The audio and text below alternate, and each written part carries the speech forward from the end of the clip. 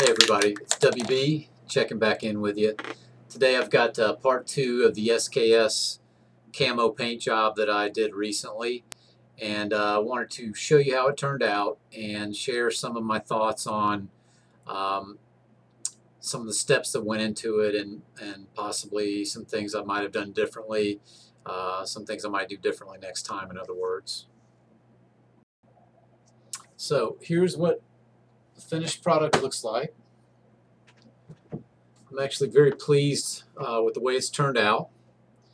I went with a green color as the base, and as far as the pattern, it's kind of a diamond shaped pattern, kind of looks like a reptile skin pattern-ish. And again, we have the green base, and as far as the pattern, we have a light brown kind of bordered with a darker brown on the sides. So again, I'm very pleased with the way it turned out, not only in terms of the camouflage aspect, but I just think it looks pretty cool. It really added a whole different personality to this gun. It kind of went from being the ugly Betty in the gun safe to kind of being a sexy painted lady. So that's what she looks like.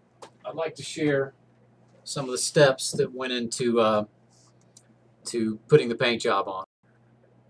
So as far as the steps that went into painting it, the first and probably the most important step is going to be cleaning or degreasing of the gun. Again, as I mentioned in the first video, and I will put a link to that in the information below on this video in case you'd like to take a look at that. But basically, as I mentioned previously, this was kind of an experiment to try to just do it quick and dirty without doing an in-depth cleaning. I did do a field strip of the rifle, but I did not, and basically wiped it down with some alcohol to try to get as much of the visible oil or grease off as possible. But I didn't take the gun out of the stock and do a thorough cleaning of everything. Again, I wanted to test this out and just see how well it would do, you know, if some mistakes were made along the way, or, you know, if everything wasn't done in the same manner that it might be if you had sent it off to have it professionally done. So again, that would be the first step. A few notes on that. Didn't really have any problem as far as the areas that I did clean, but I did notice that around the rim of the stock, where the metal meets the plastic, if you will, there was some grease. There was a good bit of oil on this gun prior to that, and so I was a little bit concerned because the paint was coming off in those areas. It was pretty limited, a pretty limited area, but I was concerned that it would wipe off and get on some of the other painted areas.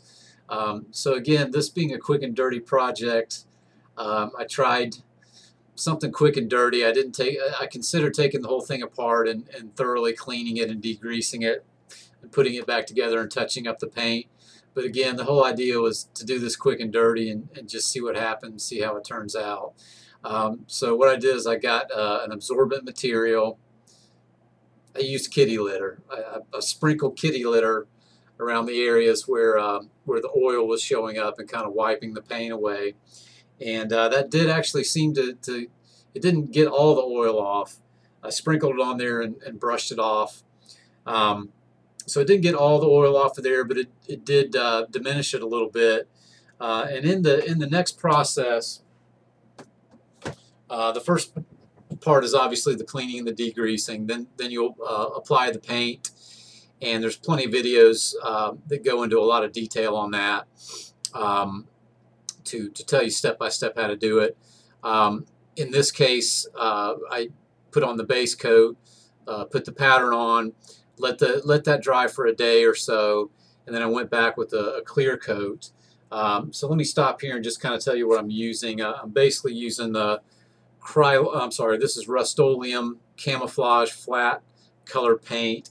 The base green color is actually called Deep Forest Green, is Rustoleum's name for that. Now the lighter brown pattern, they're calling it khaki for the Rustoleum brand again, and for the dark reddish brown is how it looks to me.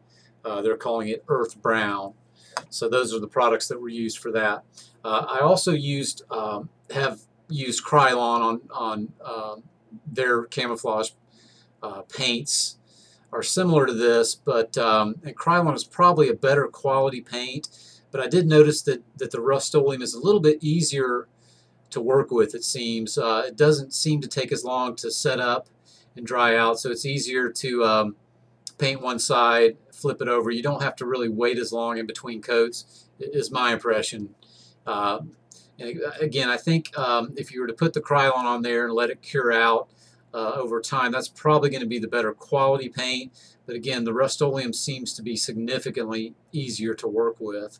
So again, degreasing, cleaning the gun first, painting it with the base coat, going back with whatever pattern you're putting on there if you're using a pattern, and then the next coat I put on was this is a Krylon product. The name on this one is Crystal Clear Flat, which is basically protective, non-yellowing clear finish, as they describe it on the label. This is a similar product, also by Krylon, but this one is called Matte Finish.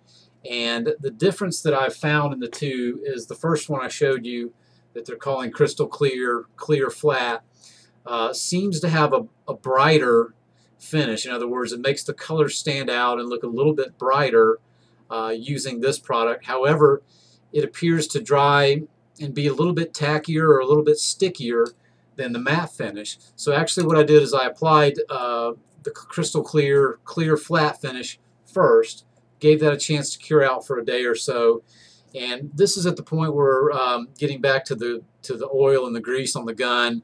I did notice that after applying the clear flat finish. However, again, in between I put a little bit of the kitty litter on there to try to get that off. However, after I applied the matte finish, I went back on with a number of coats, but it really looks like this has sealed off all of the painted areas, in addition to the areas where it looked like the paint was wet and sticky and would wipe right off. This appears, in combination with the kitty litter, of course, to have solved that problem to some extent. I don't know if it's completely rectified, but we'll see how that holds up. But at the present time, it does appear to have sealed even those areas that had a little bit of oil or grease. So one last little thing on the pattern and how we got that, and then I'll wrap it up here. But basically I used this material, which is well painted now, as you see, but what this originally was part of a sack of onions, I believe is what it was. And if you can see this clearly, it kind of does have the diamond shape pattern. And basically I applied the base coat, which was the green color, without the pattern or the template on it, and did that on both sides of the gun. And then the areas that I wanted to have the pattern on it, I laid this across and put something to screen off the other areas that I wanted to remain the solid color. In this case, I used the blue shop towel and just tore it along the edges, so it kind of have a rough edge along it instead of a sharp edge. And then so basically lay this down over the gun, and then mask off the areas that you want to keep with the solid finish with the shop towels, and applied the lighter brown. And then I would leaving this in place, I would mark off a smaller area of the pattern, and then go back with the reddish brown finish. So again, let me show you how that looks up close here. You can see how that kind of turned out across here, with the lighter brown surrounded or bordered by the reddish brown. And that's just kind of how I achieved that pattern. So I hope you found that interesting. Again, I just really feel like this has kind of given this rifle a whole new personality. I'm hoping that it'll hold up well and stand the test of time, but only time will tell. I'll do a follow-up video after putting a few hundred rounds through it, just seeing how it holds up after the heating up of the barrel is probably my main concern. I'm not sure how well it will hold up when the barrel gets really hot, and also cleaning and getting any kind of lubricants or solvent on it is my other concern. But again, I will do a follow-up video and show you how well it holds up. Additionally, I wanted to share some thoughts I had on what I might do on the next one, particularly if there's any wear with the barrel heating up. One approach that I considered, again, this is a fast and dirty, kind of a poor man's approach to painting your gun. Obviously, you can send it off and have it professionally done if you want to spend a few $100s, and that may be a better long-term solution. It really just depends on what your priority is. But what I may do next time is try some of the heat-resistant paint on the barrel, and then apply a colored paint coat along with a sealer after that, and just see if that holds up better. Again, if there are any problems with the paint coming off with the barrel heating up. So WB is going to wrap it up for now.